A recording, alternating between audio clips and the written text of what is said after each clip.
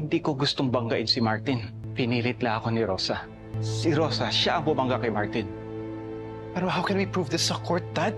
Tsaka sino si Rosa? At sumuko nga ngayon matapos ang isang dekadang pananahimik si Mr. Victor Yuzon o mas kilala sa pangalang Donald Vasquez. Lagot tayo.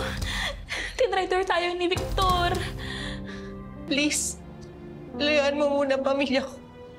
Sa lahat ng babaeng pwede kong mahalin, bakit si Princess pa? Malay ba naman kasi natin na itong si Wesley pala, si Whitey, anak pala nung scammer.